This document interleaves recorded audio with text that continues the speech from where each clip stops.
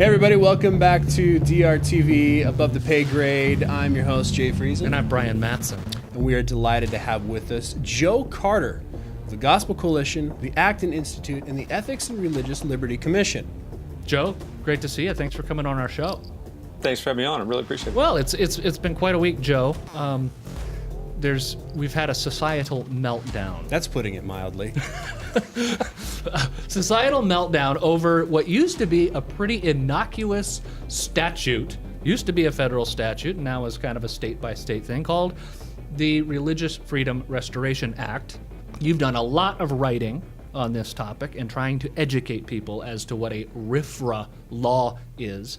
And in our constant attempt at being an educational program and bringing people up to speed, this is a portion of our show called Above the Paygrade. You are above our pay grade, and we want you to explain to our viewers and our audience what a RFRA law is. Can you do that for us? Well, a RFRA law it started as a federal law in 1993 that protects religious liberties. It's still applicable at the federal level, but in, I believe, 1997, the Supreme Court ruled that it didn't apply to states. So various states around the country, about 19 so far, started implementing the same laws based on the same federal statute. And the statute has pretty much a four-pronged test, where if you believe your religious liberty has been violated, you have to show that you have a sincere belief. That if you have a sincere belief, you can't just be the first church of cannabis and want to smoke weed and say it's part of your religious tradition. You have to have a sincerely held belief. Then there has to be a compelling interest for the government to block your. You have to be substantially burdened.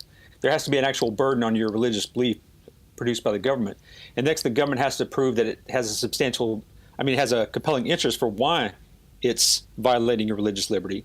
And if they can meet that, they have to show that it's the least restrictive way that they can do it. So it has a pretty substantial test that a religious believer has to get the government to recognize their religious liberty. And unfortunately, this has been turned into a test where people believe it's going to lead to discrimination against the LGBT community and all kinds of other things, which has nothing to do with actual RFRA law. So what you're saying is it's a framework. It's not necessarily a law saying, okay, now I can go do this. It's a framework, a guiding, our guardrails on how the government is going to handle it when we feel, or anybody feels, that their religious freedoms have been violated.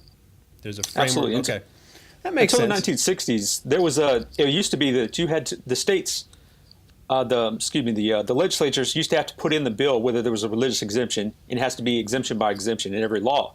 And for a while, I believe from 60 to 67, the government changed it and said it was just a blanket exemption, that everybody got an exemption for, and then it was switched back. And so the RFRA kind of goes back and fixes what where instead of having just a state by state, there's a general exemption if you can prove your point. Okay. Of course, it's very hard to actually prove this, and it's almost always the religious believer loses when it comes against the government in these cases. Yeah, interesting. Yeah, so far from being a license to discriminate, so far nobody's gotten a license to discriminate through a RFRA law. Absolutely, no RFRA law has ever protected a discrimination case yet in 20 years. And this was before this became such an issue. It's almost impossible that this would ever be used or even get to courts anymore. They would just be thrown out as obviously compelling interest. Yeah. So, Joe, what is going on right now in the media then? What is going on with the hysteria behind this thing, and every news outlet? I mean, I had to turn everything off for like 2 days because the stupidity was rampant, and what's underlying? What do you think is underlying this? What's driving some of this misinformation? I can't even express the media it. malpractice. There you go. The media malpractice. I think that's a good way to put it. I think we're coming to a point now where we've seen this before about narratives drive the news cycle. Right. We saw this with the Michael Brand, hands up, don't shoot. It turns out not to be true, but they still use it because it fits the narrative. And I think we're getting to the point now where the media just throws out facts. It doesn't matter what the facts are; it's what the narrative is. And it's hard to define this as anything other than willful ignorance of the facts. No constitutional law professor that I've seen has come out and said, yes, this is actually going to lead to discrimination. They all say, no, it's this overblown, the media is reporting it wrong, and yet they still report it. because people like Tim Cook and the CEO of Walmart got it in their heads that this is a discriminatory law. They're going to report that side. And this goes far beyond regular media bias. I mean, it used to be that the media was biased. They would kind of lean one way or the other. And it was just kind of built in that that's the kind of people they were. That's, everybody kind of has their own bias, and you can just kind of lean toward those. Now it's kind of overriding any journalistic concerns. And I think that's because a lot of the journalists now are activists. They're not there to purport the story. We saw this with the Indianapolis Star. Put their editorial on the front page and put it on a big headline like it was a war, like we were going to war. Yeah. It's just amazing how it's turned into activist agenda. I'm glad you brought that up, because I was going to ask you. I just have a sense that we've reached some sort of a breaking point here. We've crossed a certain Rubicon. It used to be that, yes, mainstream media leaned leftward, okay? Everybody kind of knew they lean left. They're not even pretending anymore. On this issue, they just aren't even pretending. They don't care about the facts. They're only going with their narrative, and they've gone wholesale on a particular narrative of this in contravention of the facts. What does that mean for our society? I find that to be a dangerous turn of events where they're not even pretending anymore, to be fair on the issue. Well, if you told me 10 years ago this would be happening, I would have said this is another right-wing conspiracy, that of course the media is biased, but we're overreaching, we're overblowing the issue.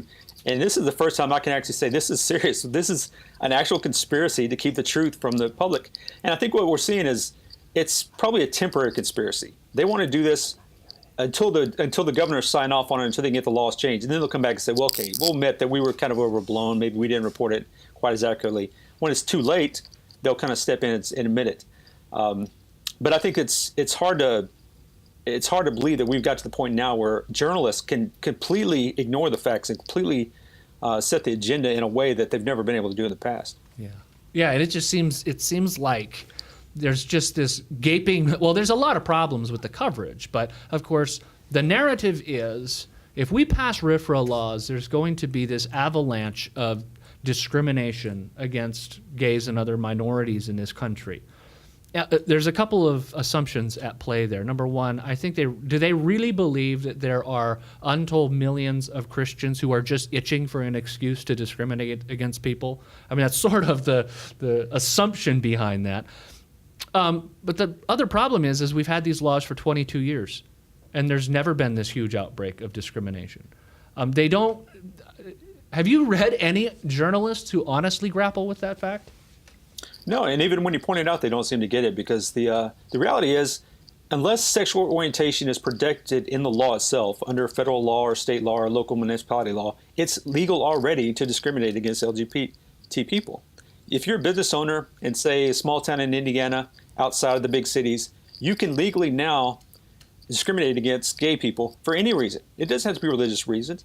But it's not happening. It's because most businesses don't care as long as your money's green, you come in and do business with them. Right. So it's not only overblown, it's assumption that what never happened in the past is going to start happening when a law that has nothing to do with it. It's just amazing. And I think it goes back to civic ignorance about what our laws are and what they're due. And the assumption is that unless we're allowed to do it by the government, it's forbidden. That the government can decide what we can do at every point. Okay. Wow. See, that's a good point that I've noticed in a few other capacities as well, that unless there's a law, we assume, and especially when you're dealing with even just local municipality regulations, that if there isn't a law, then we can't do it. And it's like, no, that's actually backwards. Like, we're free to do it unless there's a law against it. Exactly. Right.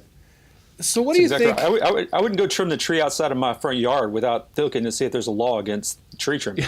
It's just the assumption that the law is going to be against it, therefore we need to check on it. You know, Joe, this reminds me of a friend who was renovating a building and opening a restaurant, and because it's an old building, there's all kinds of code issues, and so he needed to do a certain thing with the plumbing, and he came up with a solution that was it was unconventional, but it was going to get it up to code. And so he called the gal at the county, and she said, that sounds good. And then later in the day, she calls him, and she says, that's not going to work. And he says, why? She says, I can't find a code for that. And he says, that means I can do it. No, her whole mentality was, if it's not in the code, it means you can't do it. Where the whole idea of the code is, if the rule of absolutely law incredible. has gone completely backwards. Yeah. So, Joe, we could sit here and pontificate, and everybody's sitting here deliberating why this is the case. But the fact is, this is the case right now. The media is telling a narrative that's completely false. People are getting behind it. They're not checking their history. They're not dealing with the facts. What is it that we can do, especially as people who partake in religion, as Christians? How is it we can engage winsomely and with some sort of semblance of knowledge and correctness when everything around us is coming at us from the opposite direction? Well, I think the first and probably the most important step is to educate our own communities. We have so many Christians out here that don't understand why religious freedom is important. I actually had somebody point out to me the other day, said, why is religious freedom important? Why don't you focus on the gospel? And I pointed out, how are you going to proclaim the gospel in a country that doesn't allow you to proclaim the gospel? And it's just, we have lost all sense of why religious freedom is important, where our freedoms come from. So I think we need to start by educating the church, educating especially younger Christians who are really siding more with the LGBT agenda. They believe that it's the fair thing to do, and they don't understand why, because their churches are kind of ignoring it. The churches don't want to offend anybody. There's somebody in the church might be gay, and we don't want to offend them. So they leave a lot of stuff unsaid, and then when we get to a crisis point like this, there's no foundation for explaining to people why this matters or what it means. Reminds me of our friend Eric Erickson's. Now, I mean, these are going to be immortal words. You will be made to care. Exactly. You will be, and seems like this is an example. We will be made to care. So, educating ourselves, educating our communities, educating our churches. What encouragement can you give people like Jay and I, who are speaking in public on this? We're on Twitter. We're trying to engage the argument, and it's been a very depressing week, Joe. I feel like I am living in Alice's Wonderland. Every reasoned argument is simply shouted down that you're an anti-gay, homophobic bigot. Do we just keep pressing on? Is that what we do? Or is there any hope in the public discourse? Well, I think one of the things that I would say more polite people like us need to do is to point out that the stupidity that's going on. I think we have to be more aggressive in pointing out that stupidity is not a matter of intelligence. It's a moral issue.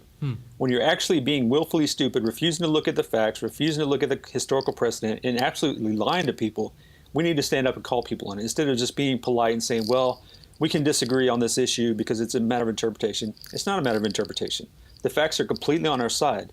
The left has no qualms about doing it on issues like creationism or global warming. They just assume the facts are all on their side, and they will stand up for their facts. We need to start doing the same. When we are completely in the right, we need to stand up and call them out on it and say, stop lying, tell the people the truth. We keep saying enough, and it comes from the right people. It can't just become from the same people who are always bomb throwers, always yelling and screaming about this kind of stuff. It needs to come from the more polite, quieter, civil approach that says, listen, we're not going to put up with this anymore. We're not going to put up with you spreading disinformation and lying to the public. You need to fess up and look at the facts and present them fairly. Wow. I think it's going to be tough for the media to actually fess up that, oh, well, I did something wrong, or Tim Cook suddenly says something and it's like, oh, wait.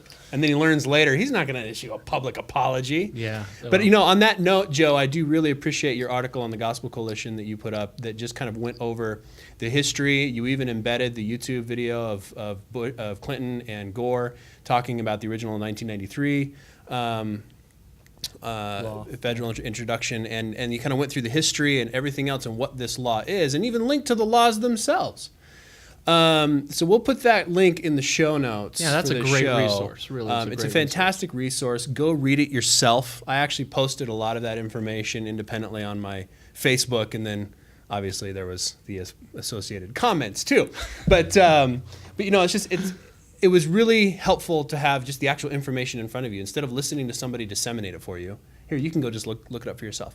Yeah. Take some initiative. Joe, go learn something. Joe, what happened?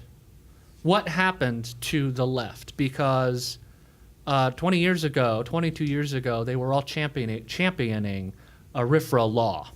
Okay?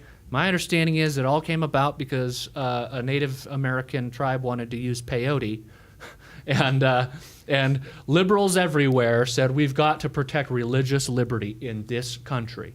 What happened from 1993, where all right-thinking people wanted RFRA law in this country, to today, where wanting a RFRA law makes you an enemy of the human race? What happened to liberalism? Well, there's two things that happened. The first was people realized it applied to Christianity too. When it was applying to Native Americans or applying to some minority, pagan religion, they didn't mind religious protections. When they found out it applied to Christians, then they started having a problem. And we actually saw a journalist write the other day, he said, when these laws came out, that was before same-sex marriage came along. And that's exactly what happened. Now that it's becoming, it butts up against their agenda, they will throw out the religious liberty. It's all religious liberty is fine as long as it's personal and private and not stepping into the public square. But once you start trying to defend your religious liberties in the public square, and especially against issues that they find offensive, even if it's not related to this, and that's what's RFRA has nothing to do with same-sex marriage. It's not going to affect that. It's not going to affect any of these things because we're always going to lose, even if it did come up. Yet the idea that it even may come up, or even the possibility of it, is enough to shut it down and shut down religious liberty for everybody, not just Christians. It's going to affect everybody. I read Jonah Goldberg in his really fine article on National Review this morning put it very succinctly. He said the new liberal idea is everybody is free to do as they're instructed. That's a good way to put it. Yeah, he always has such a great way with words. I love that. Everybody's free to do as you're instructed.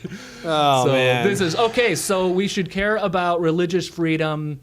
Give me your elevator answer, Joe Carter. Somebody gets in an elevator with you. Says, Joe, why should I care? Why is religious liberty important? Religious liberty is our first freedom. Without it, none of the others matter. It doesn't matter if we don't have religious liberty, we can't associate with people. We can't speak freely. We can't.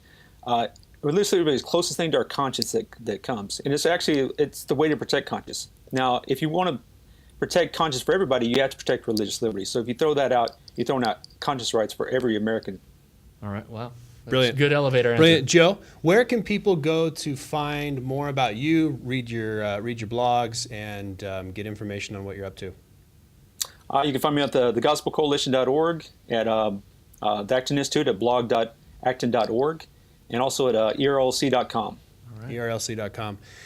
Well, thanks so much for joining us. We are out of time, and I hope that it was succinct enough and clear enough that everybody understands what RFRA is. I certainly hope so. Man, we will continue to keep educating. Talk about not seeing the forest through the tree. Yeah, Jeez. man. Anyway, to follow us on Dead Reckoning on all our social media, you can follow us at www.deadreckoning.tv. We got little buttons there. You can click the links and do all that stuff, and go to our Instagram, go to and our Facebook, and Twitter, and everything else. so Send us an forth. email, send us a message, send us a note.